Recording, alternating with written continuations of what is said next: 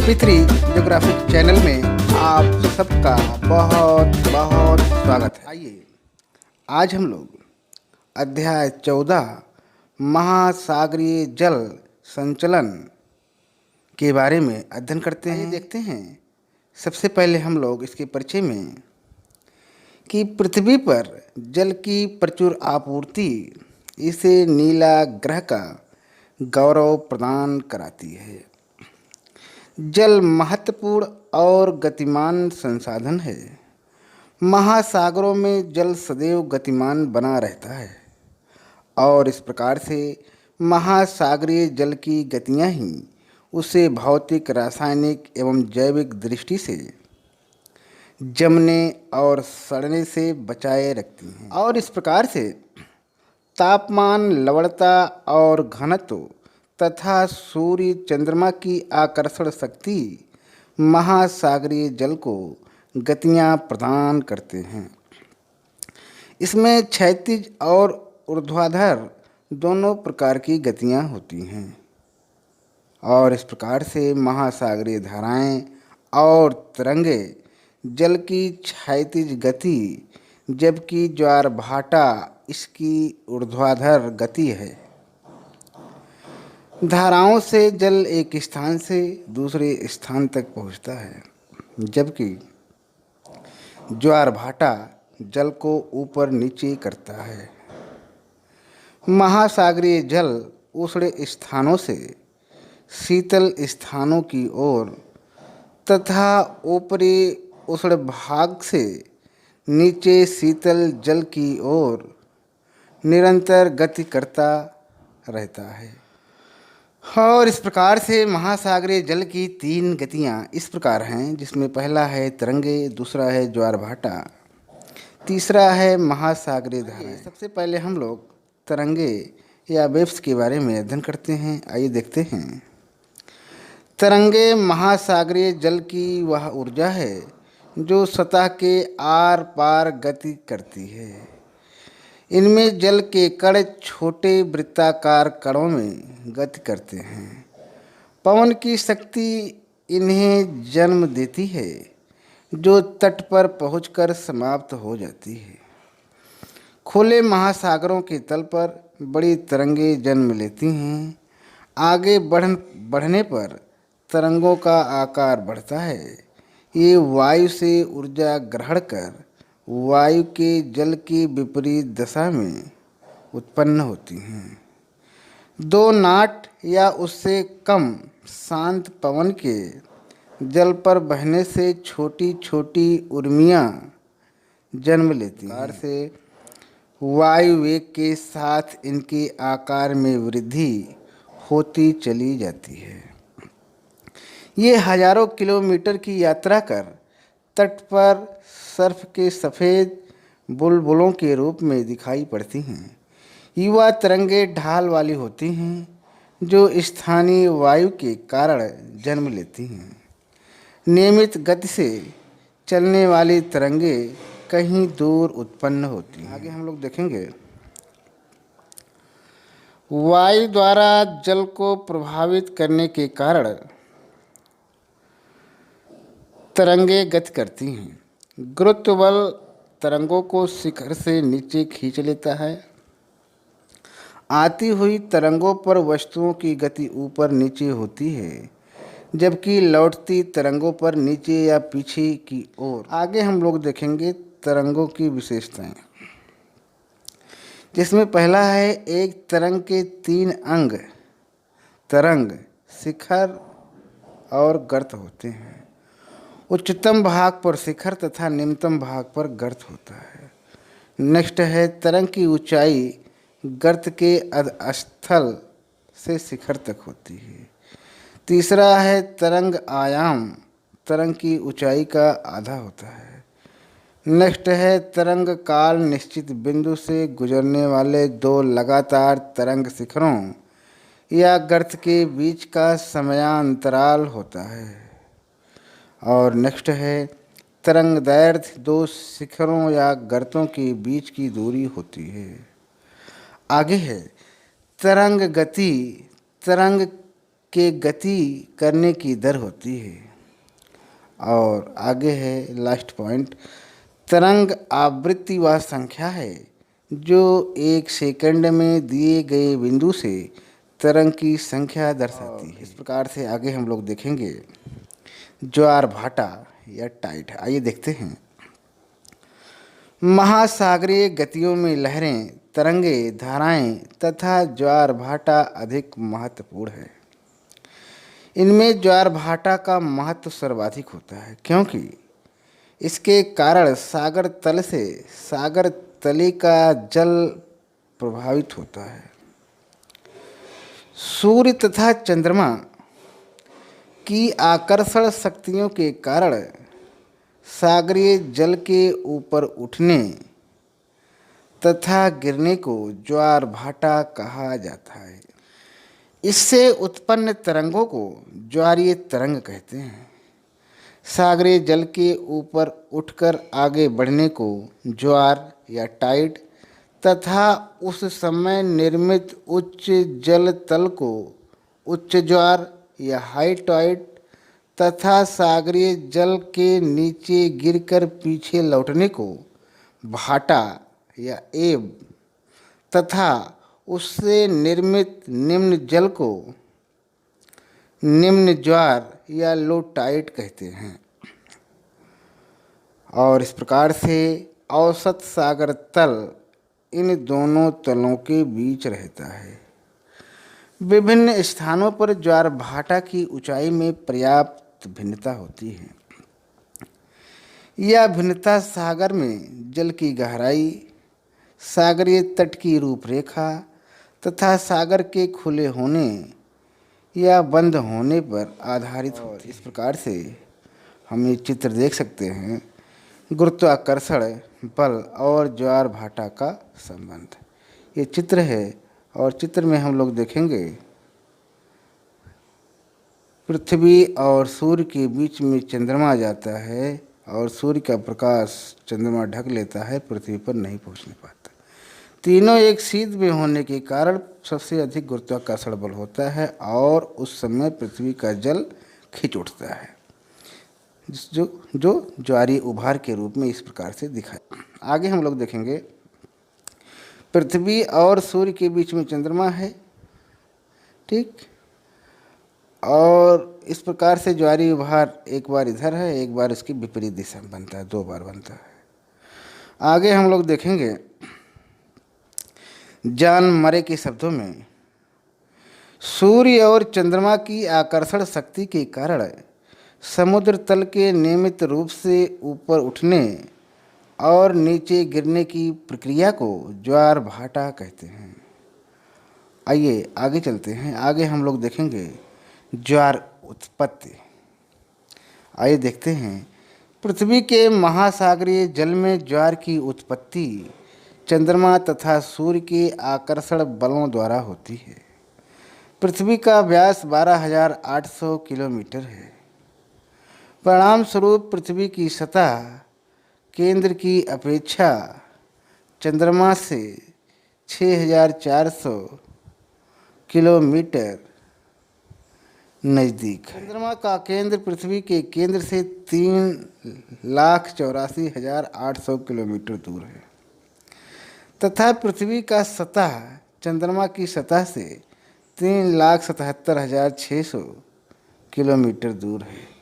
और इस प्रकार से स्पष्ट है कि चंद्रमा के सामने पृथ्वी की सतह वाले भाग के पीछे स्थित भाग चंद्रमा की सतह से 3,90,400 किलोमीटर दूर स्थित होगा। और इस प्रकार से चंद्रमा के सामने स्थित भाग पर न्यूनतम दूरी के कारण पृथ्वी का जल ऊपर खिंच जाता है, जिस कारण उच्च ज्वार अनुभव किया जाता है। इस स्थान के ठीक पीछे भी उच्च ज्वार अनुभव किया जाता है क्योंकि पृथ्वी के आगे की ओर खिंच जाने के कारण जल पीछे छूट जाने के कारण ऊपर उठा दिखाई देता है। और इसी कारण 24 घंटे में प्रत्येक स्थान पर 2 बार ज्वार तथा 2 बार भाटा आता है। आगे चलते हैं, आगे हम लोग देखेंगे ज्वार का समय। आइए देखते हैं ज्वार का समय, टाइम ऑफ टाइड। आइए देखते हैं, प्रत्येक स्थान पर सामान्य तौर पर दिन में 2 बार ज्वार आता है, जबकि पृथ्वी 24 घंटे में सूर्य का एक पूर्ण चक्कर लगा लेती है। अतः प्रत्येक स्थान पर 12 घंटे बाद ज्वार आना चाहिए, लेकिन वास्तव में ऐसा नहीं होता है। प्रतिदिन ज्वार लगभग 26 मिनट देर से आता है, और इसका प्रमुख कारण चंद्रमा का भी अपनी धुरी पर चक्कर लगाते हुए पृथ्वी की परिक्रमा करना है। पृथ्वी पश्चिम से पूर्व दिशा में चक्कर लगाती है, फलस्वरूप ज्वार केंद्र पश्चिम से पूर्व दिशा की ओर अग्रसर होते हैं।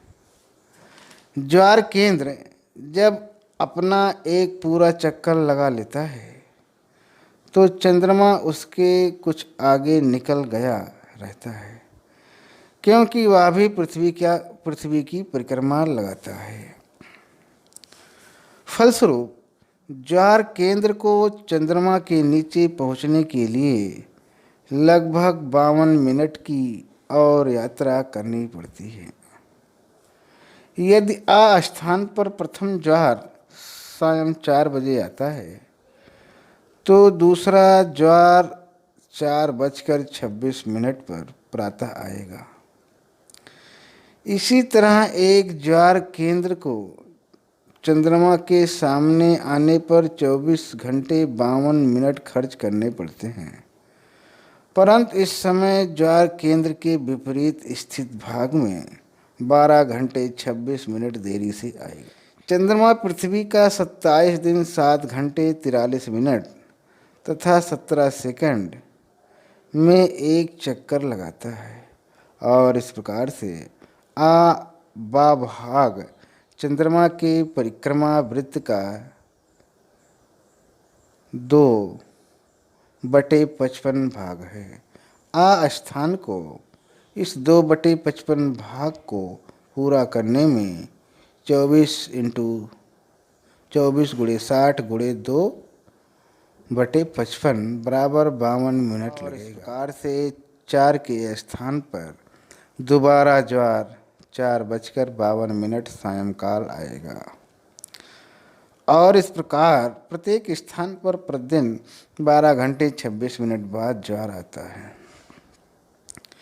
ज्वार भाटा के द्वीपों, खाड़ियों या ज्वार नद के मुखों से गुजरने को ज्वारीय धारा कहते हैं। आगे हम लोग देखेंगे फंडी की खाड़ी के ज्वार भाटा। आइए देखते हैं, कनाडा की नवा स्कोशिया में फंडी की खाड़ी में विश्व का सबसे ऊंचा ज्वार भाटा आता है। यहाँ ज्वार की ऊंचाई 15 से 16 मीटर तक होती है। इस खाड़ी में प्रतिदिन 2 उच्च ज्वार और 2 निम्न ज्वार आते हैं। आगे चलते हैं, आगे हम लोग देखेंगे ज्वार भाटा के प्रकार। आइए देखते हैं, ज्वार की आवृत्ति, दिशा, गति, स्थानीय एवं सामयिक भिन्नताओं के आधार पर ज्वार भाटा को निम्नवत वर्गीकृत किया गया है, जिसमें पहला है का आवृत्ति पर आधारित ज्वार भाटा, या कह लीजिए टाइड्स बेस्ड ऑन फ्रीक्वेंसी, जिसमें पहला है अर्ध दैनिक ज्वार। आइए देखते हैं, प्रतिदिन 2 बार समान ऊंचाई के आने वाले उच्च तथा निम्न ज्वार को अर्ध दैनिक ज्वार कहते हैं। आगे है नेक्स्ट है दैनिक ज्वार। दिन में एक बार समान ऊंचाई के आने वाले उच्च एवं निम्न ज्वार को दैनिक ज्वार कहते हैं। दूसरा है मिश्रित ज्वार या मिक्स्ड टाइड। विभिन्न ऊंचाई में आने वाले ज्वार भाटा को मिश्रित ज्वार कहते हैं। प्रशांत महासागर में उत्तरी अमेरिका के पश्चिमी तट पर इसी प्रकार का ज्वार आता है। आगे चलते हैं, आगे हम लोग देखेंगे खा है सूर्य, चंद्रमा एवं पृथ्वी की स्थिति पर आधारित ज्वार भाटा या कह लीजिए स्प्रिंग टाइड्स आइए देखते हैं। इस वर्ग के अंतर्गत निम्न ज्वार भाटा आते हैं, जिसमें पहला है बृहद ज्वार या स्प्रिंग टाइड। आइए देखते हैं। सूर्य तथा चंद्रमा के सापेक्ष स्थितियों में परिवर्तन होता रहता है। पृथ्वी तथा चंद्रमा एक सरल रेखा में होते हैं, तो इस स्थिति को युति वियुति सजगी कहते हैं। इनमें से जब सूर्य, चंद्रमा तथा पृथ्वी क्रम से एक सीध में होते हैं, अर्थात जब सूर्य तथा चंद्रमा दोनों पृथ्वी के एक ओर होते हैं, तो उसे युति या कंजक्शन सूर्य ग्रहण की स्थिति कहते हैं। और जब सूर्य तथा चंद्रमा के बीच पृथ्वी की स्थिति होती है, तो उसे वियुति या अपोजिशन कहते हैं। इसके विपरीत जब सूर्य, पृथ्वी तथा चंद्रमा समकोण की स्थिति में होते हैं, तो उसे समकोणीय स्थिति कहते हैं। युति की स्थिति अमावस्या या कह लीजिए न्यू मून तथा वियुत की स्थिति पूर्णमासी या कह लीजिए फुल मून को होती है। इन दो स्थितियों में सूर्य, पृथ्वी तथा चंद्रमा की एक सीधी रेखा में स्थिति के कारण चंद्रमा तथा सूर्य के आकर्षण बल के साथ मिलकर कार्य करते हैं, जिस कारण उच्च ज्वार अनुभव किया जाता है। इस ज्वार की ऊंचाई सामान्य ज्वार से 20% अधिक होती है। इस तरह दीर्घ ज्वार महीने में 2 बार आते हैं तथा इनका निश्चित समय होता है। बृहद ज्वार के समय भाटा की निचाई सर्वाधिक होती है।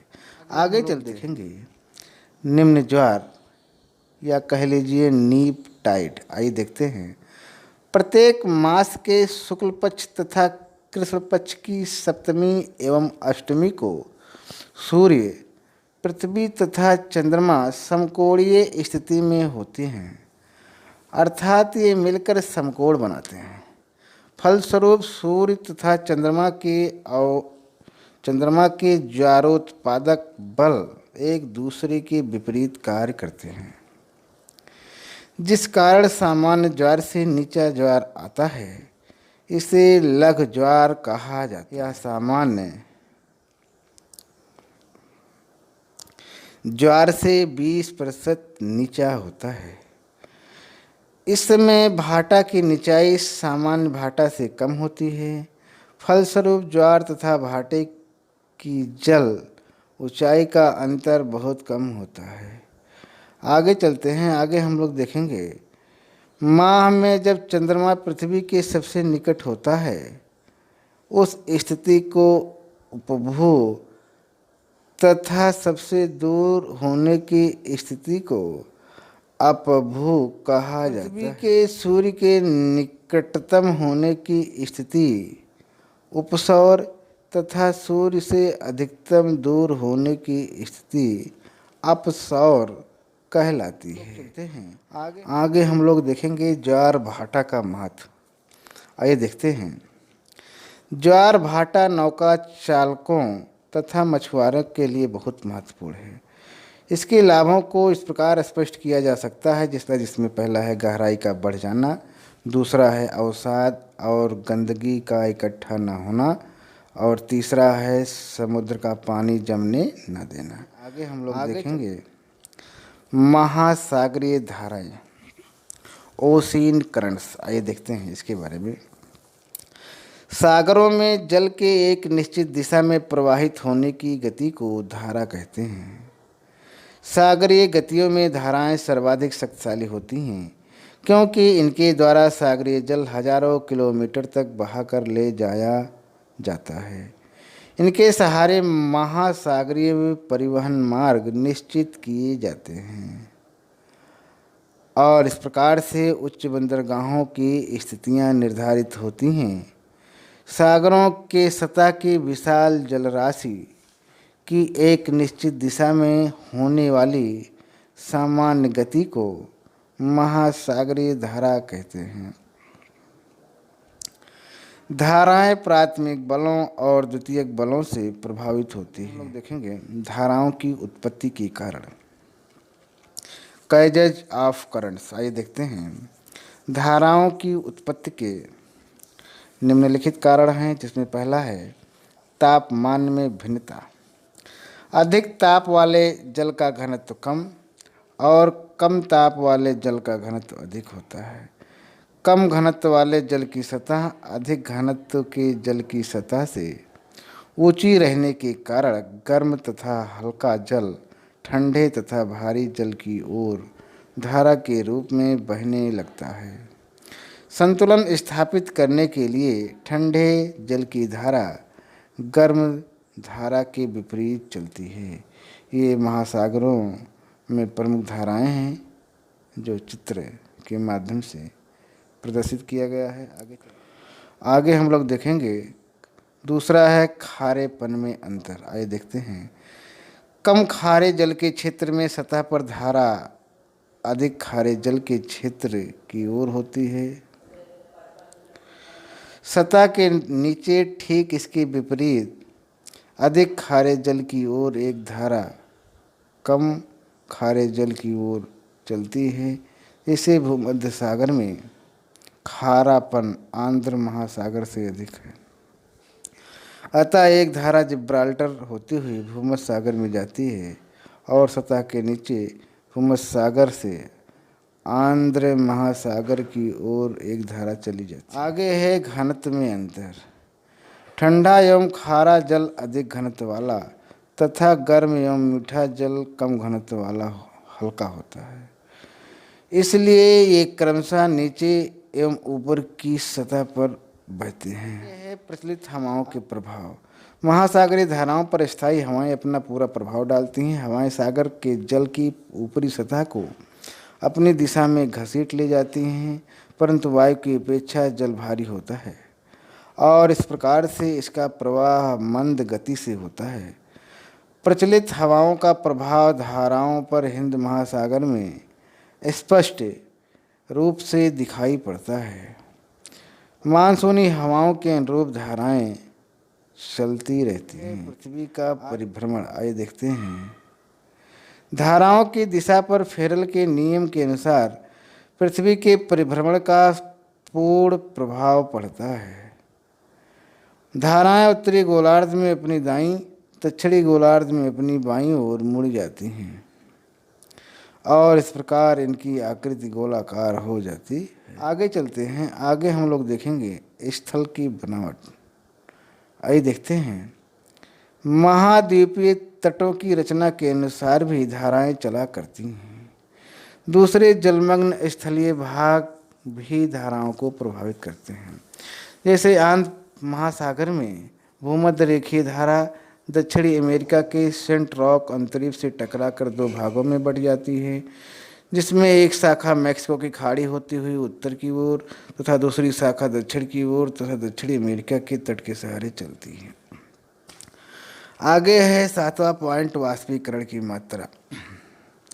कम वाष्पीकरण वाले क्षेत्रों से अधिक वाष्पीकरण वाले क्षेत्रों की ओर धाराएं चलती हैं, क्योंकि अधिक वाष्पीकरण से सागर की सतह नीचे हो जाती है। आगे हम लोग देखेंगे धाराओं की दिशा।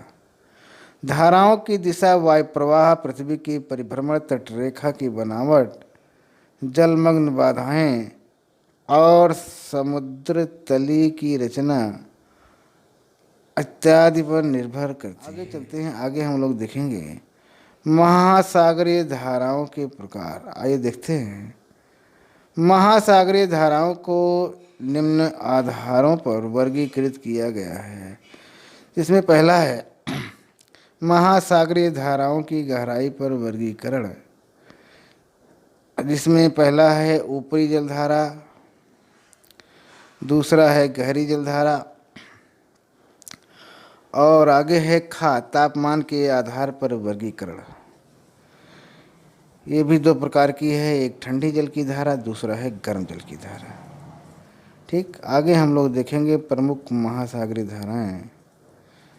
प्रमुख महासागरों में प्रवाहित होने वाली धाराएं का इस प्रकार आगे वर्णन किया गया है। सबसे पहले अटलांटिक महासागर की धाराएं, जिसमें पहला है उत्तरी विषुवत रेखीय धारा या कह लीजिए नॉर्थ इक्वेटोरियल करंट्स। आइए देखते हैं। यह धारा भूमध्य रेखा के उत्तर में पूर्व से पश्चिम को चलती है। कैरेबियन सागर में पश्चिमी द्वीप समूह से टकराकर यह धारा दो भागों में विभक्त हो जाती है। इसकी एक शाखा उत्तर की ओर उत्तरी अमेरिका के पूर्वी तट के साथ बहती हुई और गल्फ स्ट्रीम में मिल जाती है और दूसरी शाखा दक्षिण की ओर चलकर मैक्सिको की खाड़ी में पहुंचती है। आगे चलते हैं। आगे हम लोग देखेंगे, नेक्स्ट है फ्लोरिडा की धारा। आइए देखते हैं। करंट ऑफ फ्लोरिडा उत्तरी दक्षिणी विषुवत रेखीय धाराओं की उत्तरी शाखाएं मैक्सिको की खाड़ी में पहुंचती हैं।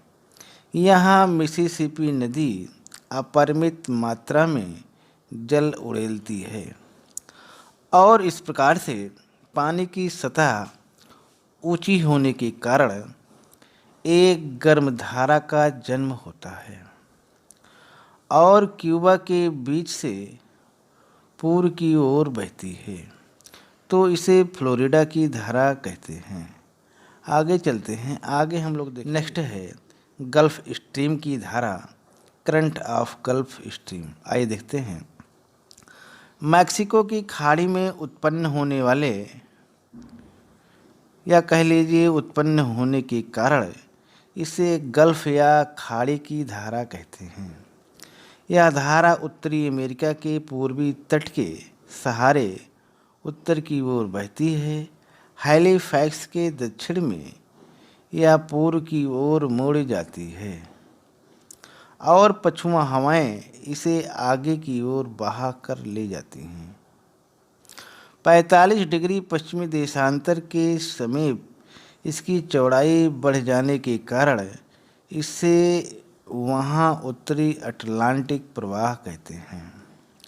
और आगे है नेक्स्ट, चौथा नंबर है लेब्राडोर की धारा, करंट ऑफ लेब्राडोर। यह धारा ग्रीनलैंड के पश्चिम में बेफिन की खाड़ी से निकलती है और लेब्राडोर पठार के सहारे बहती हुई न्यूफाउंडलैंड के पास गल्फ स्ट्रीम धारा में मिल जाती है। उत्तरी ध्रुव से आने के कारण यह ठंडी धारा है। आगे देखेंगे हम लोग नॉर्वे की धारा, करंट ऑफ नॉर्वे। उत्तरी आंध्र महासागरीय धारा प्रवाह की एक शाखा नॉर्वे के तट के साथ साथ बहती है। यह धारा बेरेंटस समुद्र में होती हुई स्विट जवेर्जन द्वीप तक समाप्त हो जाती है। आगे है पूर्वी ग्रीनलैंड की धारा, करंट ऑफ ईस्टर्न ग्रीनलैंड। आइए देखते हैं। यह ठंडी धारा से दक्षिण की ओर ग्रीनलैंड के पूर्वी तट के सहारे चलती है। आगे है सातवां पॉइंट, दूरमिंगर की धारा, करंट ऑफ डरमिंगर। आइए देखते हैं। यह ठंडी धारा आइसलैंड के पूर्वी तथा दक्षिणी तट के सहारे चलती है। दक्षिण की ओर यह धारा उत्तरी आंध्र सागरीय प्रवाह के उत्तर से मिलती है। इसका दूसरा नाम है पूर्वी आइसलैंड की धारा। आगे है केनारी की ठंडी जलधारा, करंट ऑफ केनारी। आइए देखते हैं। उत्तरी आंध्र महासागरीय प्रवाह स्पेन के समीप दो भागों में बंट जाता है। इसकी एक शाखा उत्तर की ओर चली जाती है और दूसरी शाखा दक्षिण में स्पेन, पुर्तगाल, अफ्रीका के उत्तरी तट के साथ बहती है। चूँकि यह कनारी द्वीप के समीप होती है और इस प्रकार से इसका नाम कैनारी की धारा कहते हैं। यह धारा व्यापारिक हवाओं के प्रभाव से विषुवत रेखीय धारा में मिल जाती है। आगे हम लोग देखेंगे दक्षिणी विषुवत रेखीय धारा, साउथ इक्वेटोरियल करंट्स। यह धारा अफ्रीका के पश्चिमी तट पर उत्पन्न होती है और भूमध्य रेखा के दक्षिण में पूर्व से पश्चिम को चलती है। आगे है ब्राज़ील की धारा। दक्षिणी विषुवत रेखीय धारा सेंटराक से टकराकर दो भागों में विभक्त हो जाती है। इसकी एक शाखा दक्षिण की ओर मुड़कर ब्राज़ील के तट के साथ बहती है। यह धारा प्लेट नदी के मुहाने पर फाकलैंड या कह लीजिए ठंडी धारा से मिलकर पछुआ हवा के कारण पूर्व में मुड़ जाती हैं। यह फाकलैंड की ठंडी जलधारा। अंटार्कटिका प्रवाह से ठंडे पानी की धारा दक्षिणी अमेरिका के तट के सहारे बहती है। वहाँ इसे फाकलैंड की धारा कहते हैं। आगे है अंटार्कटिका प्रवाह। आइए देखते हैं। दक्षिणी ध्रुव सागर पर पछुआ हवाओं के प्रभाव स्वरूप पश्चिम से पूर्व की ओर यह प्रवाह चलता है।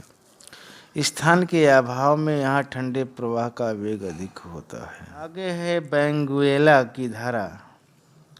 ब्राज़ील की धारा पछुआ हवा के प्रभाव के कारण प्लेट नदी के मुहाने के पास पूर्व की ओर मुड़ जाती है और इस प्रकार से दक्षिणी अफ्रीका के पश्चिमी तट पर पहुंचकर यह धारा उत्तर की ओर मुड़ जाती है। यह एक ठंडी धारा है, दक्षिण विषुवत रेखीय धारा में मिल जाती है। 14वां पॉइंट है विपरीत विषुवत रेखीय धारा। आंध्र महासागर की उत्तरी तथा दक्षिणी दोनों विषुवत रेखीय धाराएं दक्षिणी अमेरिका के पूर्वी तट पर पहुंचकर टकराती हैं, जिसके कारण कुछ जल दोनों धाराओं के मध्य पश्चिम से पूर्व की ओर प्रवाहित होता है, जिसे विपरीत विषुवत रेखीय धारा कहते हैं। आगे हम लोग देखेंगे प्रशांत महासागर की धाराएं, currents of the Pacific ocean.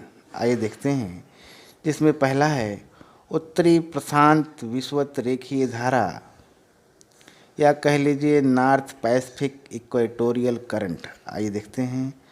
यह प्रशांत महासागर में विषुवत रेखा के उत्तर में मैक्सिको के तट से प्रारंभ होती है और फिलीपाइन द्वीप समूह की ओर चली जाती है।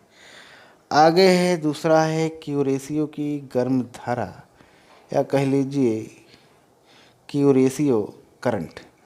उत्तरी विषुवत रेखीय धारा फिलीपाइंस के निकट सन्मार्गी पवनों के प्रभाव स्वरूप उत्तर की ओर मुड़ जाती है। दक्षिण एवं मध्य चीन के तटीय क्षेत्रों के सहारे बहती हुई इसकी एक शाखा जापान के पूर्वी तट पर होती हुई उत्तर की ओर मुड़ जाती है। तो यह क्यूरेशियो की गर्म जल की धारा कहलाती है। इसकी एक शाखा जापान के पश्चिमी तट के सहारे गुजरती है, तो इसे सुशिमा की धारा कहलाती है। उत्तर की ओर यह धारा क्यूराइल की ठंडी धारा से मिलती है और पछुआ हवाओं के प्रभाव से पूर्व की ओर मुड़ जाती है। तीसरा है आगे हम क्यूराइल की ठंडी जल की धारा। आइए देखते हैं क्यूराइल करंट। यह उत्तरी ध्रुव सागर से प्रारंभ होकर बेरिंग जल डमरू मध्य से होती हुई साइबेरिया के तट के साथ दक्षिण की ओर बढ़ती है। क्यूराइल द्वीप के समीप क्यूरेशियो की गर्मधारा से मिल जाती है। इसी का दूसरा नाम है ओयासियो की धारा भी कहते हैं। आगे देखेंगे हम लोग, अगली धारा है अलास्का की धारा। आइए देखते हैं। उत्तरी अमेरिका के पश्चिमी तट की ओर मुड़कर क्यूरेसियो की एक शाखा अलास्का के तट के साथ चलती है। इस धारा की गर्मी से अलास्का का तट गर्म रहता है।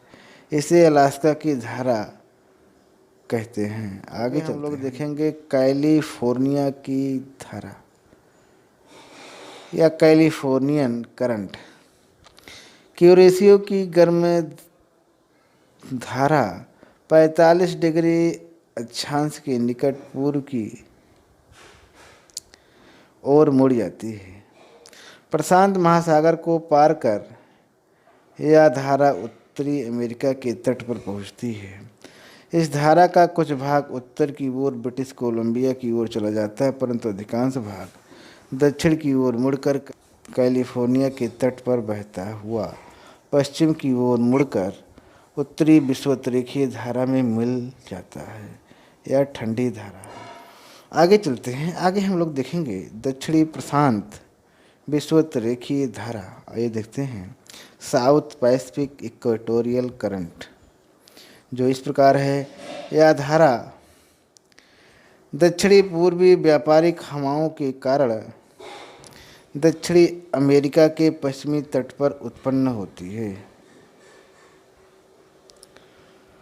और पश्चिम की ओर बहती है। न्यू गिनी द्वीप के निकट यह दो भागों में विभक्त हो जाती है, जिसकी एक शाखा उत्तरी विषुवतरेखीय धारा में तथा दूसरी शाखा दक्षिण की ओर मुड़कर पूर्वी ऑस्ट्रेलिया की धारा में मिल जाती है। पूर्वी ऑस्ट्रेलिया की धारा। आइए देखते हैं ईस्ट ऑस्ट्रेलियन करंट।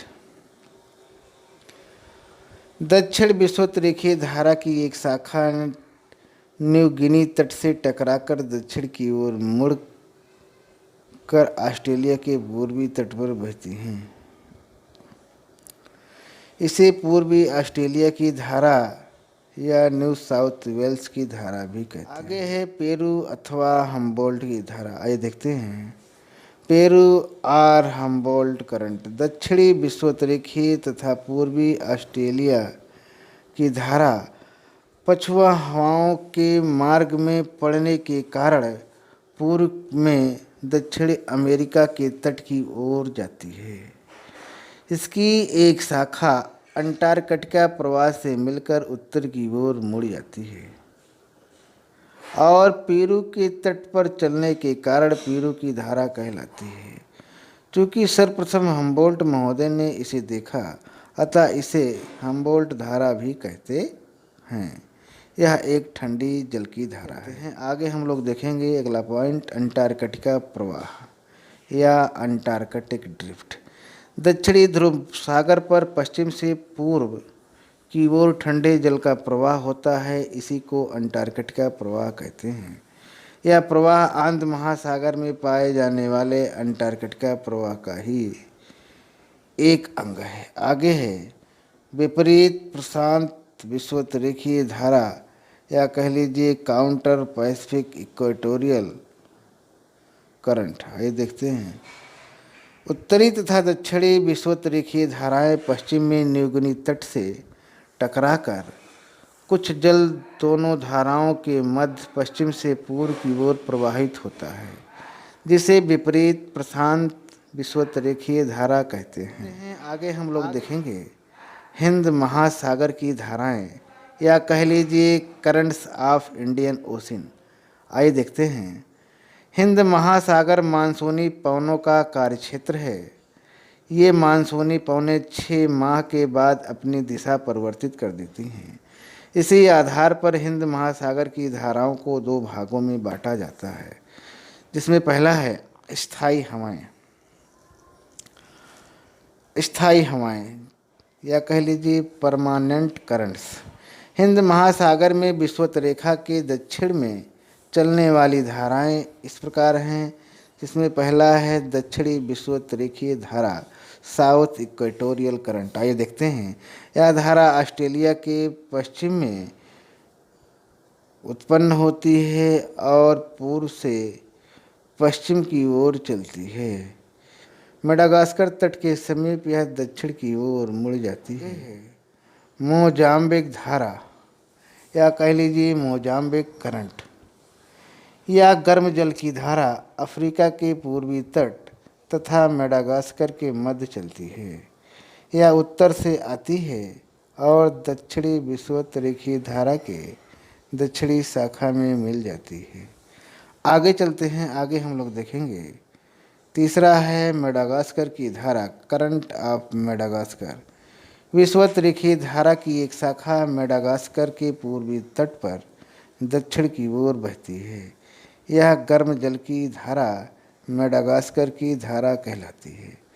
आगे है अंगुलाहास धारा या कह लीजिए अंगुलाहास करंट। मोजाम्बिक तथा मेडागास्कर की धाराएं दक्षिण में चलकर आपस में मिल जाती हैं और इस प्रकार अफ्रीका के दक्षिण में एक सकरी 100 किलोमीटर चौड़ी गर्म धारा बहती है जिसे अंगुलाहास की धारा कहते हैं। अंटार्कटिका धारा या कह लीजिए अंटार्कटिक करंट, आइए देखते हैं। 40 डिग्री दक्षिण अक्षांश के निकट पछुआ हवाओं के प्रभाव से ठंडे जल की अंटार्कटिका धारा पश्चिम से पूर्व की ओर चलती है।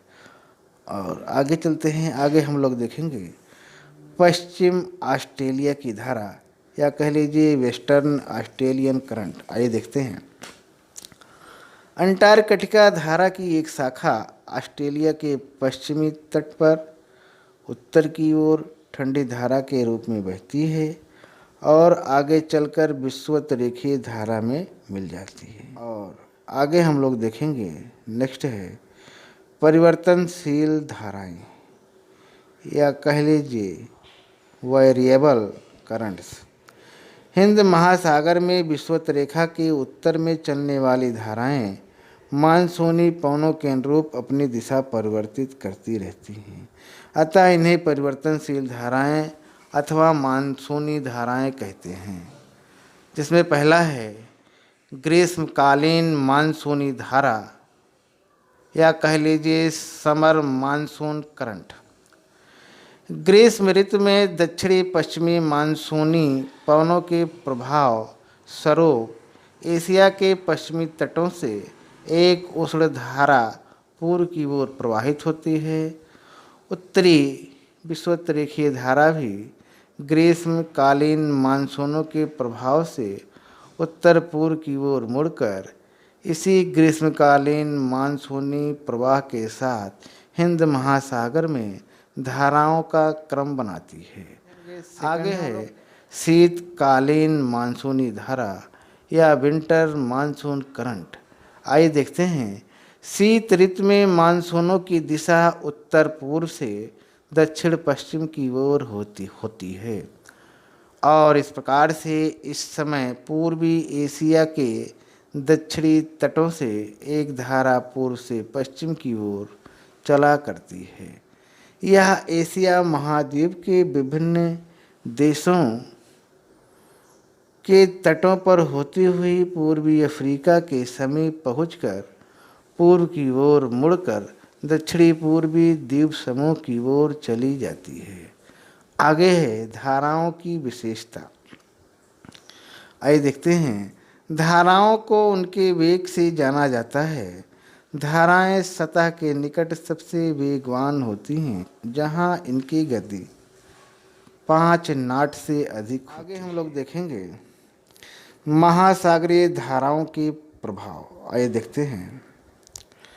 महासागरीय धाराएं वह प्रभावी प्राकृतिक कारक है जो मानव के क्रियाकलापों को प्रत्यक्ष और अप्रत्यक्ष रूप से प्रभावित करती हैं और इस प्रकार से जलधाराएं अपने प्रवाहित तटों की जलवायु को एकदम अनूठी बना देती हैं।